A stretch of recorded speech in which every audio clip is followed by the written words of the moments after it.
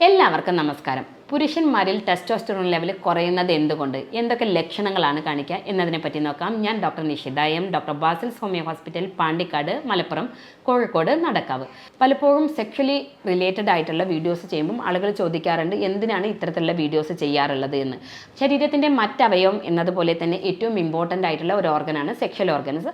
അപ്പം അതിന് വരുന്ന അസുഖങ്ങൾ വ്യക്തമായിട്ടുള്ള ഒരു ധാരണയോട് കൂടി അല്ലെങ്കിൽ അതിനൊരു എഡ്യൂക്കേഷൻ കിട്ടിയാൽ മാത്രമേ നമുക്കത് കൃത്യമായിട്ട് ട്രീറ്റ് ചെയ്യാൻ സാധ്യമാവുള്ളൂ. പലപ്പോഴും ഇത് ഹൈഡ് ചെയ്യുന്നത് മൂലം തന്നെ ദാമ്പത്യത്തിലൊക്കെ ഒരുപാട് പ്രശ്നങ്ങൾ ഉണ്ടാകാറുണ്ട്. അപ്പോൾ ഒരു ഹെൽത്ത് എഡ്യൂക്കേഷൻ എന്നുള്ള രീതിയിലാണ് നമ്മൾ ഇത്തരത്തിലുള്ള വീഡിയോസുകൾ ചെയ്യാറുള്ളത്. ഇന്ന് നമ്മൾ സംസാരിക്കുന്ന വിഷയമാണ് ടെസ്റ്റോസ്റ്ററോൺ ലെവൽ.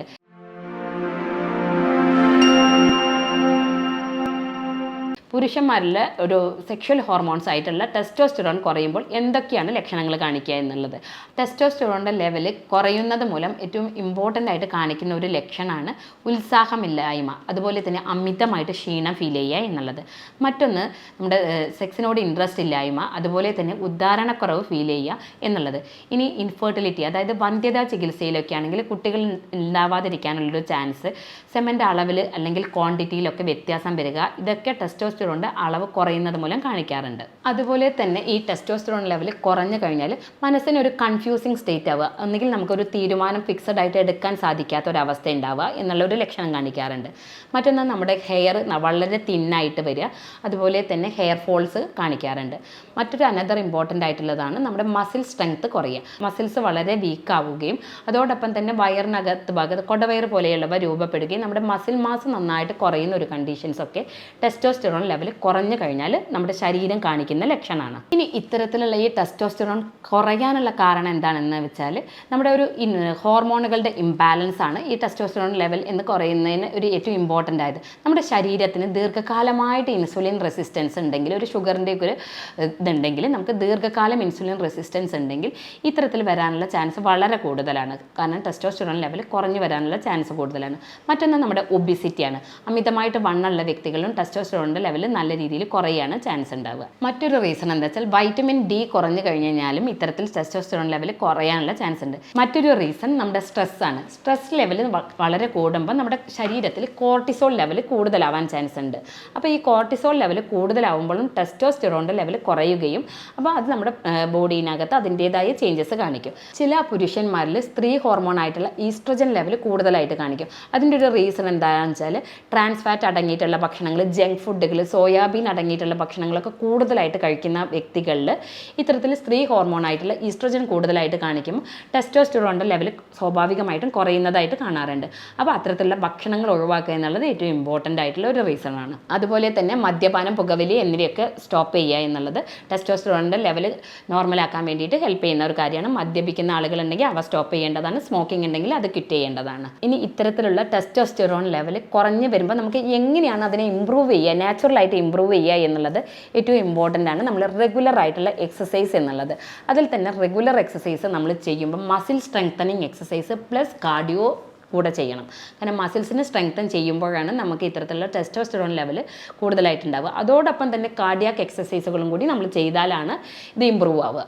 മറ്റൊന്നെന്ന് വെച്ചാൽ റെഗുലർ ആയിട്ടുള്ള സ്ലീപ്പ് പാറ്റേൺ. ഒരു 7 മുതൽ 8 മണിക്കൂറെങ്കിലും റെഗുലർ പാറ്റേൺ ഓഫ് സ്ലീപ്പ് കിട്ടുക, അതായത് ഉറക്കം ലഭിക്കുന്നു എന്ന് ഉറപ്പ് വരുത്തേണ്ടതാണ്.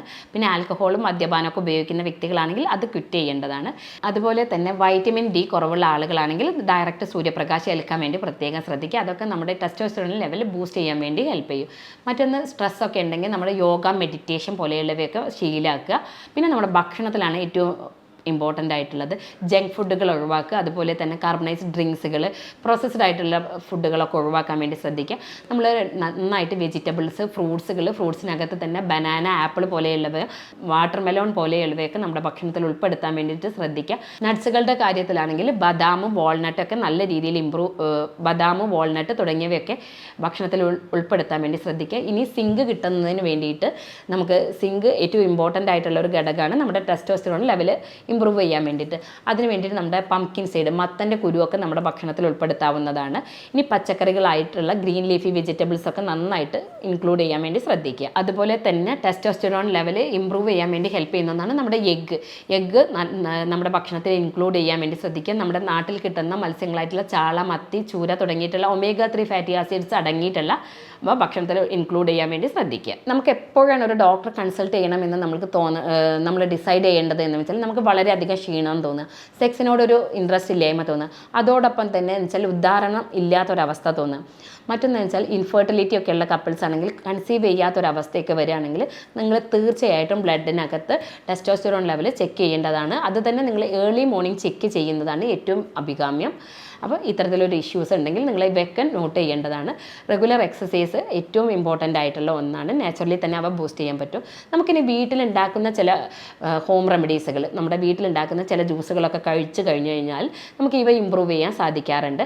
അതിൽ ഏറ്റവും ഇമ്പോർട്ടൻ്റ് ആണ് നമ്മുടെ ഇഞ്ചിയുടെ നീരും അതുപോലെ തന്നെ 1 ടീസ്പൂൺ തേനും കൂടെ മിക്സ് ചെയ്തിട്ട് കഴിക്കുന്നത് നമ്മുടെ ടെസ്റ്റോസ്റ്റെറോൺ ലെവൽ ഇമ്പ്രൂവ് ചെയ്യാനും ആ ഭാഗങ്ങളിലേക്കുള്ള രക്തോട്ടമൊക്കെ കൂടാനൊക്കെ ഹെൽപ്പ് ചെയ്യുന്നതാണ്. അതുപോലെ തന്നെ നിങ്ങൾക്ക് കുടിക്കാവുന്ന മറ്റൊന്നാണ് നമ്മുടെ 1 ടീസ്പൂൺ മഞ്ഞൾപ്പൊടിയും അതുപോലെ തന്നെ 1 ഗ്ലാസ് മിൽക്കും കൂടെ മിക്സ് ചെയ്തിട്ട് ഒരു ഇളം ചൂടോട് കൂടിയിട്ട് രാത്രിയിൽ കിടക്കാൻ പോകുന്നതിന് മുന്നേ കഴിക്കുന്നത് ഇത്തരത്തിൽ ടെസ്റ്റോസ്റ്റെറോണിൻ്റെ ലെവൽ നാച്ചുറലി ബൂസ്റ്റ് ചെയ്യാൻ വേണ്ടി ഹെൽപ്പ് ചെയ്യുന്നതാണ്. അപ്പോൾ ഈ പറഞ്ഞിരിക്കുന്ന കാര്യങ്ങളൊക്കെ നിങ്ങൾ കൃത്യമായിട്ട് ചെയ്യുക. അപ്പോൾ ഈ ടെസ്റ്റോസ്റ്റെറോൺ ലെവൽ എങ്ങനെയാണ് നിങ്ങൾക്ക് കുറഞ്ഞത് എന്ന് നിങ്ങൾക്ക് ലക്ഷണങ്ങളൊക്കെ കണ്ടു കഴിഞ്ഞാൽ മനസ്സിലാവുമെന്ന് കരുതുന്നു. അപ്പോൾ അതോടുകൂടി അവ എങ്ങനെ നാച്ചുറലി ബൂസ്റ്റ് ചെയ്യുക എന്നുള്ളത് ശ്രദ്ധിക്കുക. അമിതമായിട്ട് വണ്ണമുള്ള വ്യക്തികളൊക്കെ ആണെങ്കിൽ തീർച്ചയായിട്ടും വണ്ണം കുറയ്ക്കാൻ വേണ്ടി ശ്രദ്ധിക്കുക. ബോഡിക്ക് അനുയോജ്യമായിട്ടുള്ള ഭാരം മെയിൻറ്റെയിൻ ചെയ്യാൻ വേണ്ടി ശ്രദ്ധിക്കുക. Regular exercise, proper sleep, stress ഒഴിവാക്കുക. അതുപോലെ തന്നെ വൈറ്റമിൻ ഡി കുറവുണ്ടെങ്കിൽ സൂര്യപ്രകാശമൊക്കെ ഏൽക്കുക. അതൊക്കെ സപ്ലിമെൻറ്റോട് കൂടിയിട്ട് അല്ലെങ്കിൽ സൺലൈറ്റ് വഴിയോ നമ്മൾ ശരീരം നോർമലാക്കാൻ വേണ്ടി ശ്രദ്ധിക്കുക.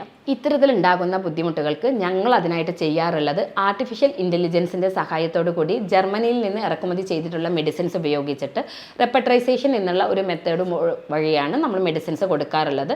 മറ്റ് പാർശ്വഫലങ്ങളൊന്നും ഇല്ലാത്ത ഈ മെഡിസിൻസ് നിങ്ങൾക്ക് വളരെ കുറഞ്ഞ കാലം കൊണ്ട് തന്നെ കഴിച്ചു കഴിഞ്ഞാൽ ഇവ വ്യത്യാസം വരുന്നതാണ്. അപ്പോൾ ഇത്തരത്തിലുള്ള ആരോഗ്യപരമായിട്ടുള്ള എന്തെങ്കിലും സംശയങ്ങൾ ഉണ്ടെങ്കിൽ നിങ്ങൾക്ക് എന്നെ ബന്ധപ്പെടാവുന്നതാണ്. ഞാൻ doctor Nishitha M, doctor Basil homeo hospital, Pandikkad, Malappuram, Kozhikode, Nadakkavu.